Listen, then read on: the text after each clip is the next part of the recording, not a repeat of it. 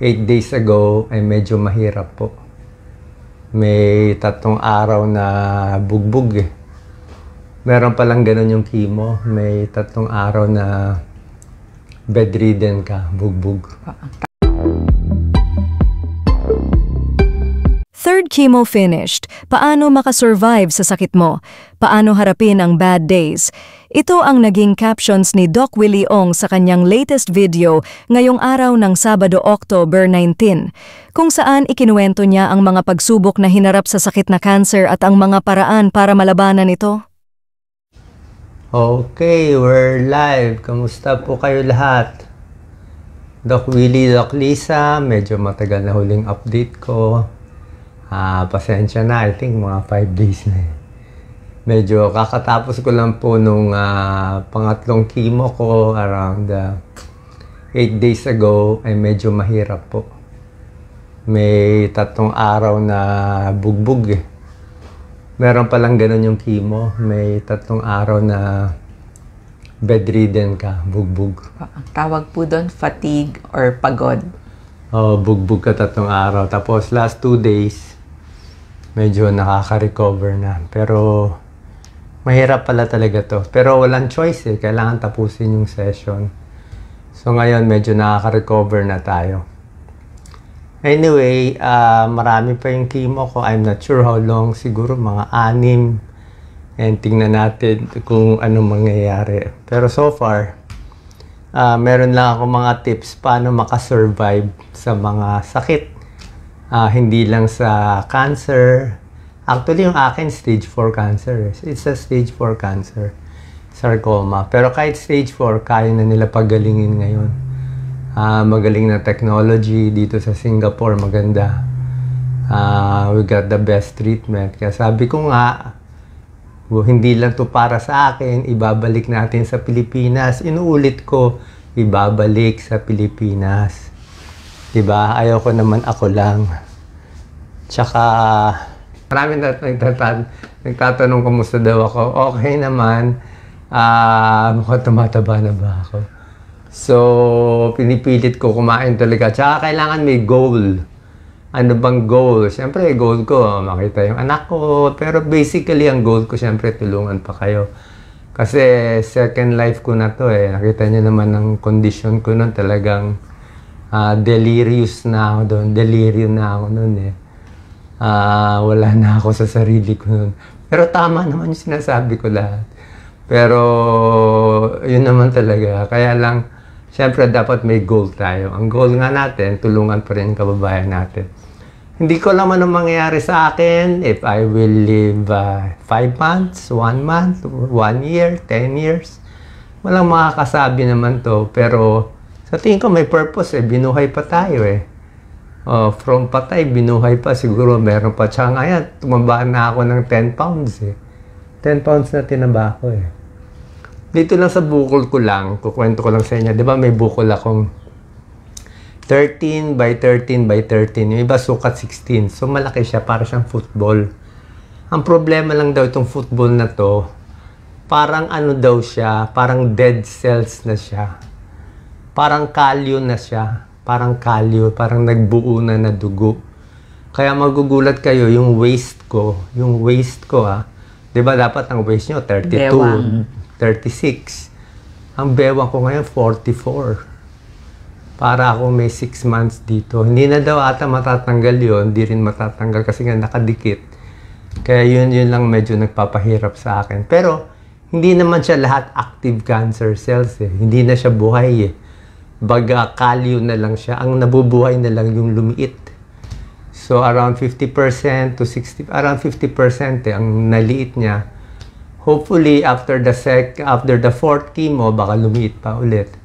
Para may mission tayo. Tingin ko talaga it's just a miracle. Wala naman tayong panlaban eh. So wala tayong panlaban dito sa ibang mga tumatakbo. Dami nilang pera. Grabe. Away sila ng away. Hayaan natin sila mag-away-away. Pagdating ng Mayo, gulatin na lang natin, no? Kasi inisip ko, kung makakachamba tayo, mananalo tayo. I mean, pag nanalo tayo, wala nang gagastos sa election. Hindi na sila kailangan gumastos ng 1 billion pesos para manalo sa election.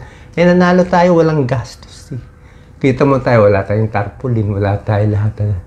Ilang daan-daang milyon ginagastos nila. Tapos babawiin lang naman nila sa inyo. Tapos away lang sila ng away. Wala naman mapapala. Pag kayo po ay nandun na sa bingit ng kamatayan, ang iniisip mo na lang, ano yun ay tulong mo sa kapwa mo, may agrabyado ka ba? Meron ka bang kaaway? Actually, kaibigan ko na lahat. Wala na akong natitirang kaaway. Naayos ko na lahat ng kailangan ko ayusin. Doc Lisa. Opo, pag meron tayong sakit, malubha o hindi malubha, kailangan po labanan yung inyong sakit. Meron tayong goal para may incentive kayo. Bakit kayo magpapagaling? Halimbawa, maliit pa ang mga anak nyo.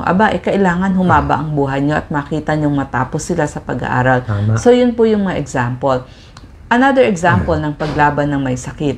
Isipin nyo, yung sakit ninyo, nawawala yung mga bad cells, tapos pinapalitan ng good cells. So, yung mind ng isang tao, yung utak, yung iniisip, malaki yung contribution nun sa pag-alis ng inyong sakit. That's another one. Meron ako maganda dito ginagamit na dito sa Singapore. Pwede ba pakita, Lisa? Pakita mo nga. Pakita mo yung Axe oil ko, pati yung GV. Meron silang produkto dito. I don't think meron sa Pilipinas. Pero nakakatuwa maganda. Pang-relax. Pang-relax. Kunin mo, Doc Lisa. So, meron sila dito, sikat na sikat dito sa Singapore na magandang lotion. Ewan ko, wala naman sa atin to. Tsaka meron sila special oil. Yan. Favorite ko to eh. Wala to sa Pilipinas. Pero sa kanila, sikat na sikat to. Ano ang pangalan nito? Axe. Ito, Axe brand. Yung ano. Basta nasa Singapore kayo, lahat ng 7-Eleven meron nito. Alam ko, meron nagloloko nito. Sasabihin, bulok daw. Kaya mo sila. Ito pang-relax ko eh. May drawing siyang palakol kasi Axe eh. Ang maganda dito, hindi siya kasing tapang ng white flower. Ang white flower, pag nilagay mo dito, nako, sakit. Pwede masunog ang balat mo. Bakit, Lisa? Pwede masunog ang balat mo eh. Kaya hindi siya maganda. Kaya ito maganda dito, very light lang siya. Kaya ginagamit ko siya pag ano. Tapos ito rin ginagamit ko. Yes. So, yan po. So, ito lang mga ginagamit ko dito. Pamparelax ko lang sila dito. Pero hindi naman available sa atin. Other tips, Doc Lisa? Yes. So, yung goal para humaba ang ating buhay. Tapos, pag may matindi kayong sakit, tama si Doc Willie, kain ng kain, tulog ng tulog. Tapos, inom din ng tubig, sapat na tubig kung kaya maglakad-lakad. Tapos, magpapaaraw. Yan po yung mga kailangan para gumaling tayo. Ngayon, kung merong mga side effects, yung mga hindi ba may mga anti-rejection na gamot, o kaya naman nagki-chemotherapy kayo, ang daming side effect. So, hindi kayo makakain. So, ang sasabihin natin, small frequent feedings, konti-konti yung kinakain, pero dalasan, kung walang gana rin kumain. At kung wala namang lasa yung pagkain ninyo, siguro mas lagyan natin ng mga herbs o yung mga pampalasa, bawang, sibuyas, kamatis. Lagi ko itong ginagamit ito. Every day, pamparelax. Nilalagay ko dito, pampatulog, pamparelax. Meron din gumagamit to. Mura lang dito, parang $2 lang dito. Siguro mga 60 pesos.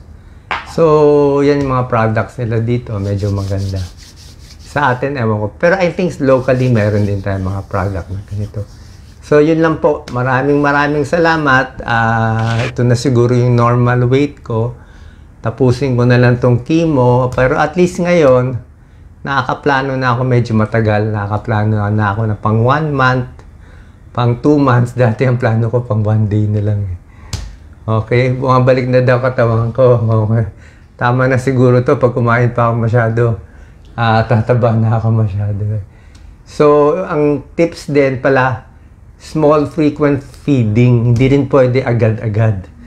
Kasi nga, nabobondat ako eh. So, kain muna, wala masyadong liquid. Mamaya pag natunaw na, bago lang ako iinom ng tubig. Tapos mamaya, kakain na naman konti para hindi lang mabondat yung tiyan ko. So, hintayin na lang natin anong gagawin ni God. Kung tatanggalin niya, iiwan niya konti. It's up to Him. So, maraming salamat sa prayers. Thank you so much. Medyo malakas tayo today, kaya tayo bumabati sa inyo. Mahal na mahal ko kayo. Thank you sa lahat ng dumarasal. Mabalik na katawan ko, ha? Ready na ba tayo lumaban? Oo, maraming nakikipaghaway sa Pilipinas. Ay, nako. Walang kabagay-bagay. Dami-dami na nilang pera. Ay, nako. Paghatian na lang nila Luzon, Visayas, Mindanao. Kuha na sila 1 island each for everyone.